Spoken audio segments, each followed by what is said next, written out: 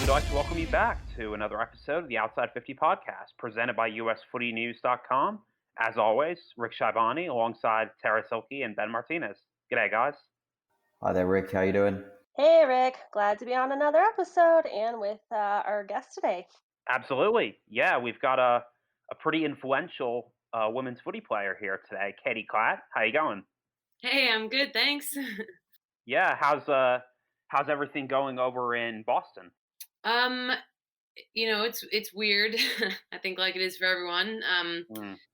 We're still in pretty much in lockdown, so I think we start to open up in a few days. So we'll see how that goes.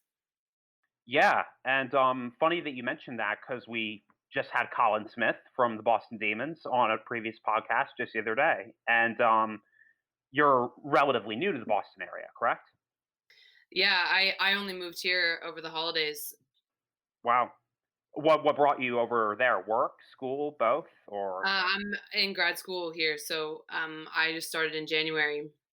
very cool, very cool. And to a lot of people, especially to us out west, you don't really need any introduction because you played for San Francisco for a while and Sacramento too, right? Yeah, correct. I lived in Sac first, and that's where I learned footy, where I found out about it.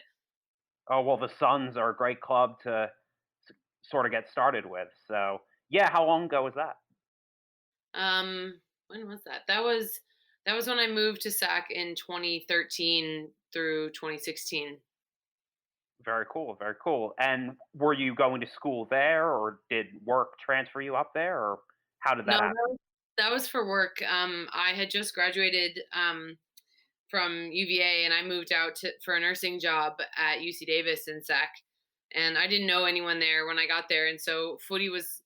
I was introduced by a friend of a friend, and um, I it was sort of how I made my first friends there. So they were a great intro to the city and to footy.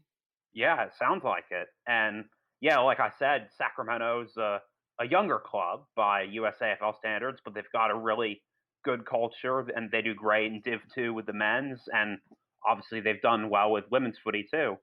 So from there, did you head straight to the Bay Area, or when did you head over there and play for Golden Gate? Golden Gate was in 2019, just last year.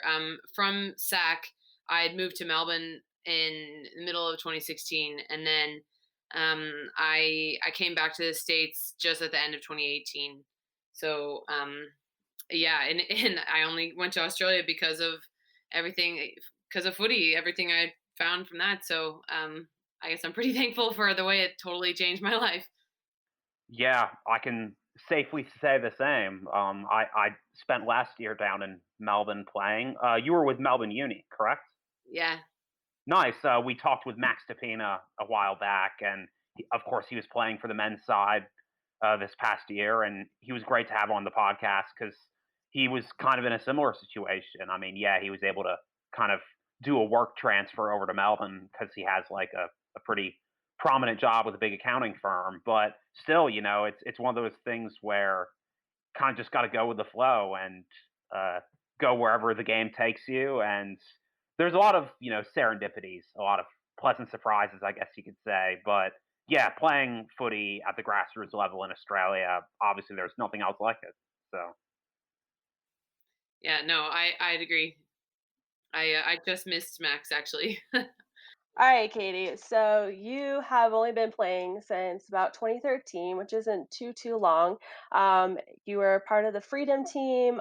You've played on two teams in the USAFL. You're the vice captain of the Freedom team, and then also playing in Australia. What do you think contributed to that success and being able to take on all that and being where you are today in footy? Well, I think it all came down to the community around me, especially when I started in SAC. They were all so encouraging, and they really taught me the foundations, and they got me excited about it. And all my friends, especially on the West Coast, it felt like a community that was supporting me and gave me the confidence that I could do it if I put in the time and effort. So I think a lot of it comes down to that. definitely, and maybe it's just like the lifestyle, the West Coast thing. But yeah, like it's all the clubs on the West Coast are very professionally run. people love playing footy at the end of the day. They just love playing footy and they keep coming back. And I think it's great for making people feel welcome and, doing the little things that make people think, oh, hey, maybe I can really succeed in this brand new sport. It's an amazing feeling. And I reckon that Sacramento, Golden Gate, everyone on the West Coast does a great job at that. So, Katie, you mentioned a little bit briefly about sort of temporarily stepping aside from your vice captain duties with the Freedom, just because work, grad school, lots of other things going on, and of course now with COVID, a lot of other variables in play. But you're definitely open to playing for the Freedom again in the future, right? And obviously with the IC being postponed for 2021, do you feel confident that they'll survive without you? Oh, they can. They, I think, it's a big unknown. I mean, I want to stay involved, and I love it. It'll all depend on how everything goes. I mean, like you said, I had planned to step back this year because in grad school, I wasn't going to be able to be gone that long. Um, but I think it's possible in the future. I mean, I just have to see where things go from here. I mean, the whole world doesn't know where they're going from here, so I don't really know what my life is going to look like next year. Um, but somehow or other, I plan to stay involved. I don't know exactly how yet. But there's so many people who have stuck with it this whole time, and they're so involved that they have a lot of good players and people that will keep things running. Oh, I'm sure. And yeah, it's just being the right cog in the right machine and making sure that machine is a winning machine.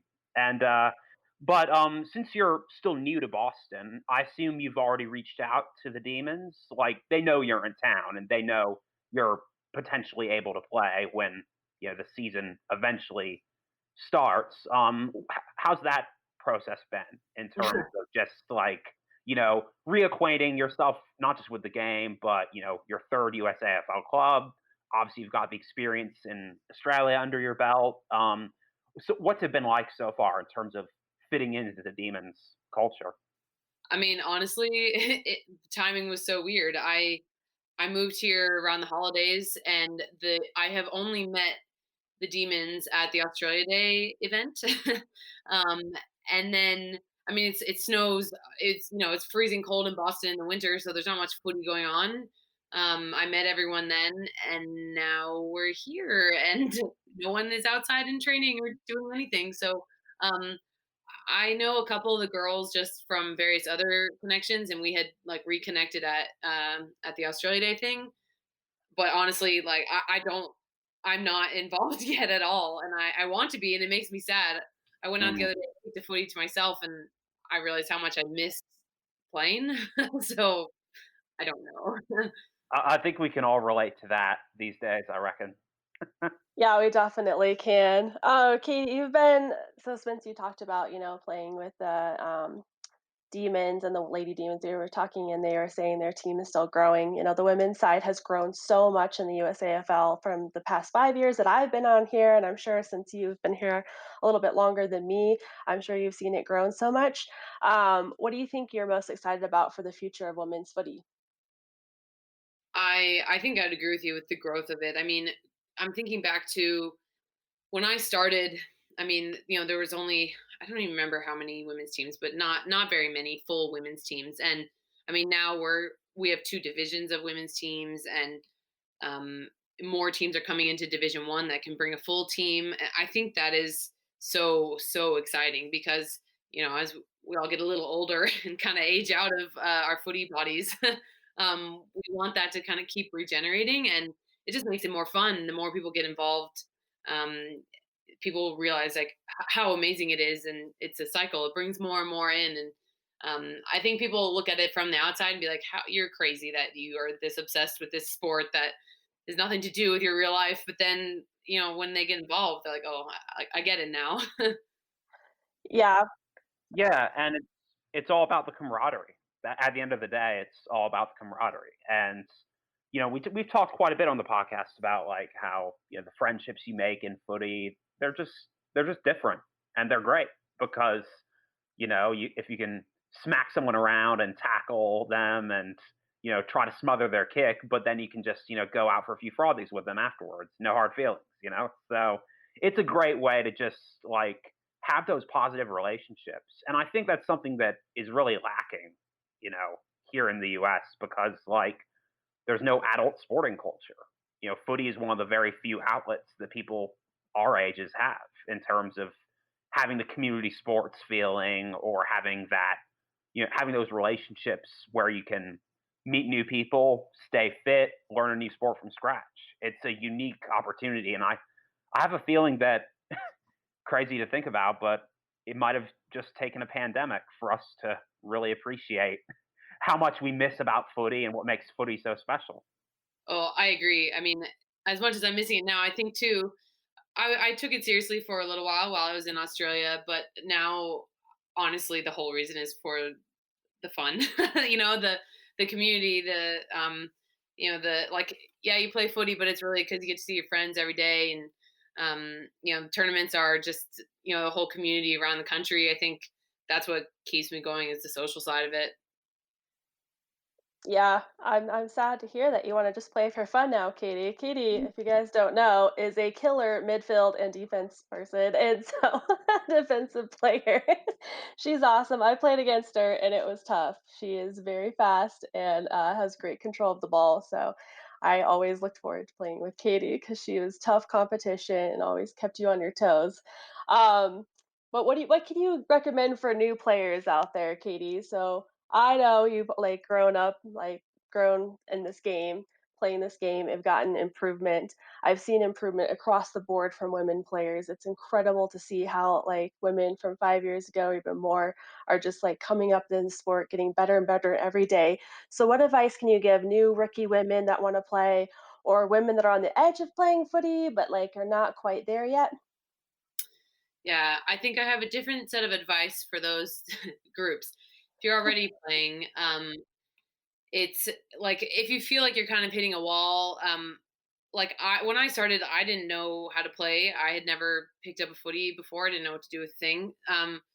You just have to practice, and it's just the amount of time you want to dedicate to it. And maybe you don't have a lot of time, but you just have to practice. But if you're like thinking about playing but a little bit nervous, I just have to say that it doesn't hurt as bad as it looks to get tackled, and it's actually more fun to do it. So like all your anger and aggression gets out really fast when you get to that. So and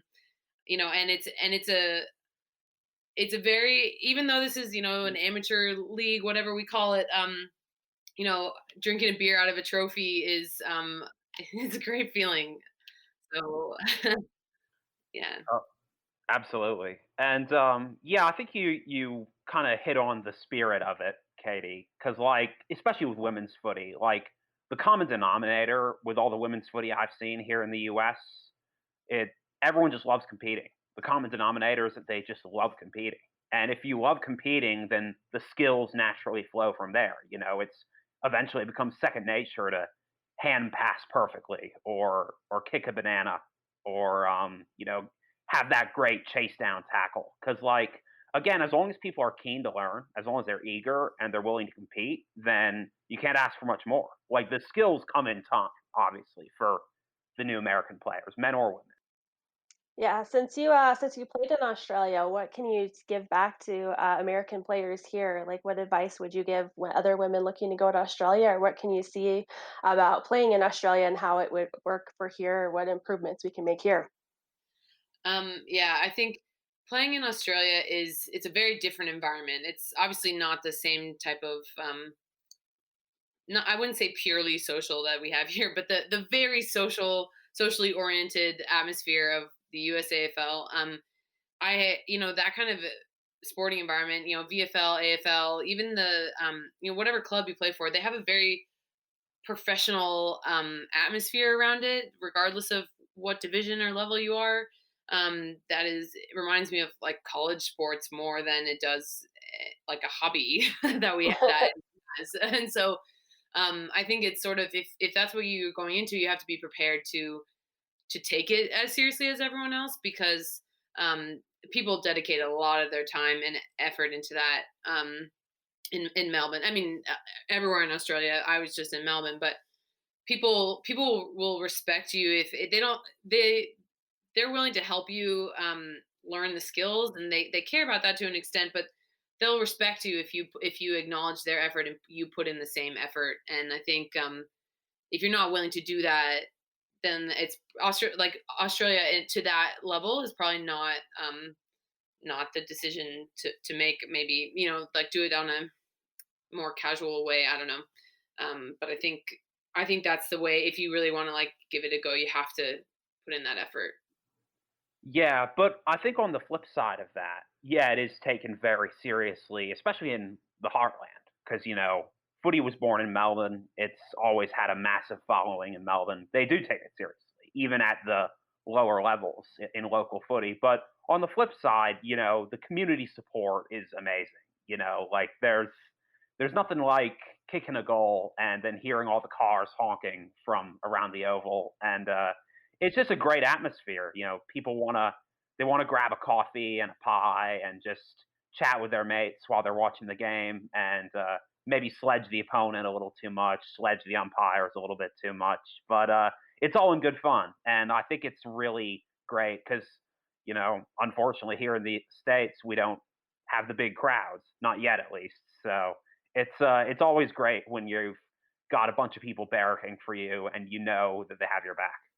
Yeah, the thing I loved about it there is the community clubs and stuff. I mean, people grow up with the club. Their parents played, or, like, the dad played, and now the son plays, and now their daughter is playing. And you're right, like the cars are honking the horns in the lot, and it's that, like, community spirit of it is really cool, and it's different than the USAFL because we all come into it in our various random ways, but they grow up with it, and it's their family. And I think that's also why, like, if you take it seriously, both the relationship part of it and being part of the community and the footy part of it, then they'll welcome you with open arms. But that's their family and their home. You can't. It's nothing to be, like, taken lightly. Yeah, definitely not. Well, what can you bring back from your experience then to the United States? What are the key elements that you learned in Australia that would be most beneficial for people to kind of adapt here? I think I think some of it was a work ethic. I mean, when I was VFLW, I mean, the type of the effort that people put in all the time and the commitment they put is a lot. But I think outside of that is the community. And I mean, we've talked about this, like, in every other thing we've talked about today, but um it's the importance of that. And, like, the sport is more than just the sport. It's community. Like, eventually, like, we'll all be too old to be playing this anymore, but it made up, like, a huge chunk of our life. And if you're going to be spending time doing this, like, just as a hobby, I mean, bring to it, like, that community, that welcoming atmosphere. Bring in people who maybe didn't have the sports when they were younger and are looking for one now, or people who are missing having one. um and I think, like, I've made my like friends who are family now because of footy. And I in fact, like, when I was looking at grad schools, I was like, okay, I can't go to any of these cities that don't have clubs yet because I don't have time to create one, so I need to just join one. So I literally, like, I'm not kidding, I made sure I, like, picked somewhere where I could play. So I that believe it. I believe it. That's yeah, awesome. yeah, so it's that important. And I think, like, it's just for fun and it's just a hobby. But um if you, I guess that's sort of what I brought back, was that community part is almost more important than the rest of it. Yeah, that's huge. It really is. And but yeah, and I think, like you said, you've got a lot of great experience under your belt, and just like you said, the mentality that you took from your time in Australia and how it's impacting your game now and how you're passing it on to others. Because that's the whole idea of having Yanks go over to Australia, play a little bit, and then come back, because we need that. We need people who haven't just experienced the culture of the local footy club down there, but people who know how to compete, who they're taking their game to the next level. Maybe they're on a national side like the Revos or the Freedom, but the whole idea is to get people to come back. Obviously, not just better than where they were before they left for Australia, but just to keep that mentality and have it spread around to others. And I think you're doing a pretty good job at that so far. And we wish you the best once you're officially a Demon. So Yeah, whenever that may be. Um, I think I think one of the things I'm just thinking of now that I remembered so much that stuck out to me is in Australia. The when I was playing there, the amount of times you get high fived for literally doing anything and everything. Brought that back, and I think that makes people feel more welcome as well. And I never used to do that in all my other sports. Like, you do one high five at the end, but now it's like every time someone walks 2 steps, like, yeah, like, it's a silly thing, but it makes everyone happy. So I remember that being weird at first, but now I love it and I do it all the time. So well, it's hard not to. There's Yeah. 17 other people on the field that, and you're all in relatively close proximity. So it's like, oh, yeah, why not? But no, there's nothing like scoring a goal or making a huge tackle and then getting your ass slapped. And it's definitely, it really shines through because, again, it's such a team-oriented sport. Everyone is going to touch the footy at least once, period. Doesn't matter if you're a bench player or the superstar who's going to kick 6 or 7 goals every game. Everyone has a role to play. Everyone could do the 1%ers. Everyone can smother. Everyone can spoil.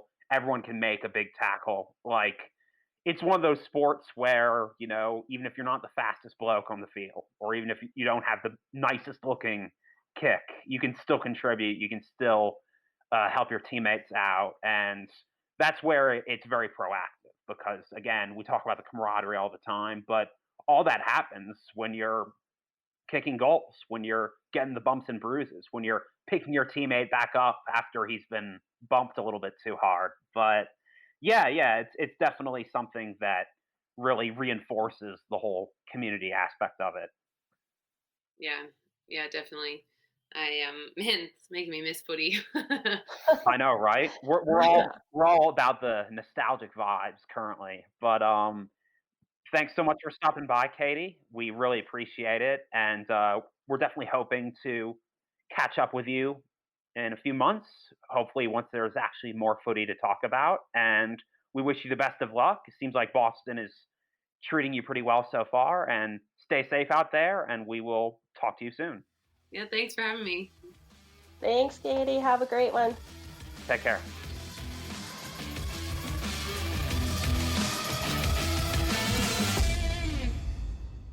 Outside 50 is brought to you with the help of Play Aussie USA. Play Aussie is the only place in the USA you can buy the famous Sheeran football, a proud sponsor of the USAFL. Visit them at playaussie.com.